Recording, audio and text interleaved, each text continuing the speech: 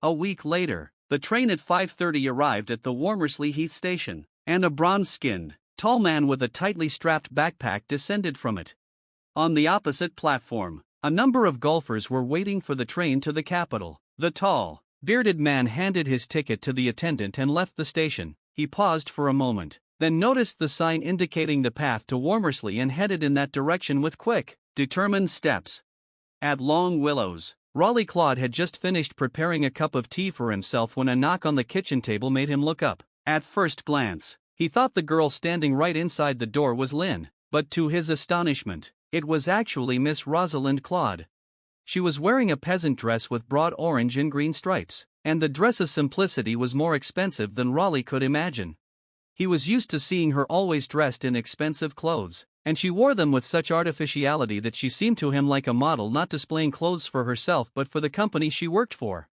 That evening, however, she appeared as a new person to him. In that bright, simple peasant dress, her Irish roots were more apparent with her black, curled hair and her beautiful blue eyes. Even her voice had a softer Irish lilt compared to the affected tone she usually spoke with. She said, "It's a lovely evening, so I thought I'd take a walk." She added that David had gone to London. She said this with a hint of guilt, then blushed and took out a cigarette from her bag to offer it to Raleigh. He shook his head apologetically and looked for a match to light it. After a struggle with a small golden lighter, he managed to light it for her. Rosalind stepped back and admired the work he did on the field. Raleigh, surprised by her interest, began to talk to her about the farm. It was clear that her interest was genuine, not affected. To his surprise, she was knowledgeable about farm affairs, and she spoke familiarly about butter making and dairy production. Smiling, he said, "You could be a farmer's wife." Rosalind's face lost its vitality, and she said, "We had a farm in Ireland before I came here." Before you went into theater?" he asked. She said with a hint of guilt, "Not too long ago, I remember it all well." Then she added with a flash of enthusiasm, "I could bring you your cows, Raleigh, right now." She was a completely different woman from the Rosalind he knew. Raleigh wondered if David Hunter would approve of these fleeting hints of a farming past. He didn't think so. The impression David was trying to give was of a refined Irish landowner's family. Raleigh thought that what he was seeing in Rosalind now was closer to the truth: a simple agricultural life, then theater, then a tour group to South Africa, marriage and isolation in Africa, then escape, and finally, marriage to a millionaire in New York. Yes, Rosalind Hunter had come a long way since she last milked a cow. Nevertheless, Raleigh found it hard to believe that she had really come so far, as the innocent expression on her face suggested a lack of sophistication. Her face was that of a woman with no history, looking much younger than her 20 years.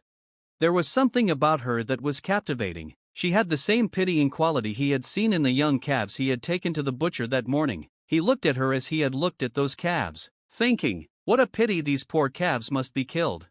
Rosalind's eyes showed a hint of fear. She asked uneasily, "What are you thinking, Raleigh? About checking the farm and the dairy?" "Oh, I really want to," she added.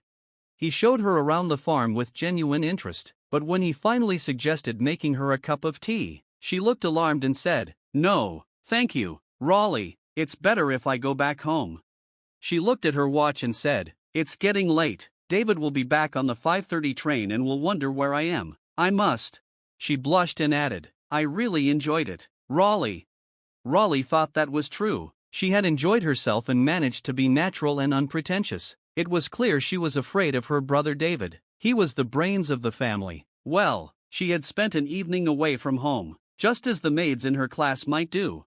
He watched her as she climbed the hill towards the Forobank house, and before she reached the steps, a man appeared at the top. Raleigh wondered if it was David, but the man was larger and more imposing. Rosalind stepped back to let him pass, then quickly ran up the steps, her steps growing faster.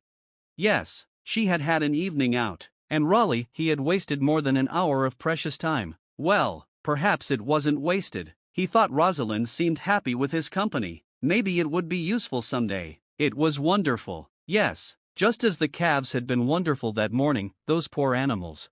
As he stood there lost in thought, he heard a voice and looked up sharply. A large man wearing a wide-brimmed hat and carrying a bag on his shoulder was standing on the path across the gate.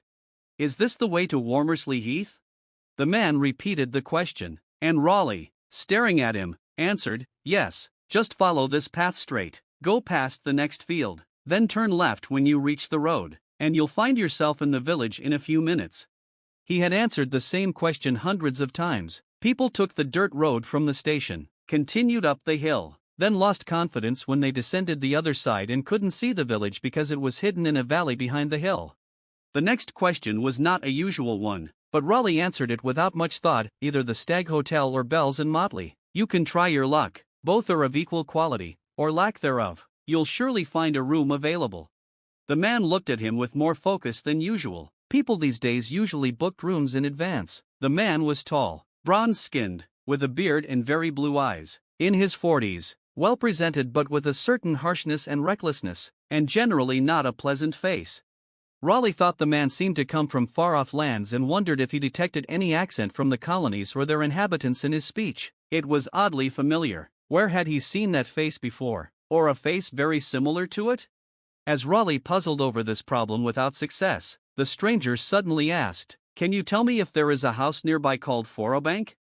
Raleigh answered, "Yes, it's at the top of the hill. You must have passed it if you took the dirt road from the station." The man looked up at the hill and added, "So, that's the house, that large white one that looks new." "Yes, that's it. A large house, it must cost a lot to maintain." Raleigh thought to himself, "It costs a lot indeed, and to its owner, too." An internal surge of anger made him lose himself momentarily, but he quickly regained composure to find the stranger looking thoughtfully up the hill. The man then asked, "Who lives there? Is it a lady named Mrs. Claude?" "Yes, the widow of the late Gordon Claude."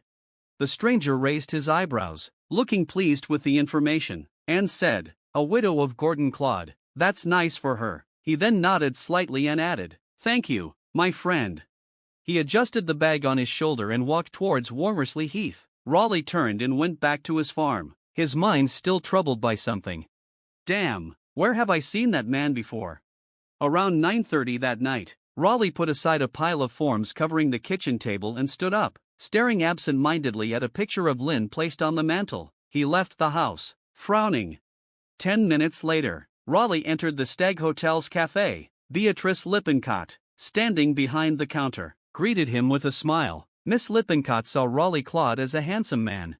Raleigh exchanged the usual pleasantries with the cafe patrons, discussing the government, weather, and various other matters. Then he leaned closer to Beatrice so he could speak to her quietly and asked, "Have you had a stranger here? A large man with a floppy hat?" "Yes, Mr. Raleigh. He arrived around 6 o'clock. Is that who you mean?" Raleigh nodded. "Yes, from near my farm, and he asked for directions." "Indeed, he seemed to be a stranger," Beatrice said. "I wonder who he might be," Raleigh said. Beatrice looked at him and smiled. "That's easy if you want to know." She went behind the counter and returned with a large leather-bound ledger where guest names were recorded. She opened it to the latest entries, which included Enoch Arden, Cape Town, British,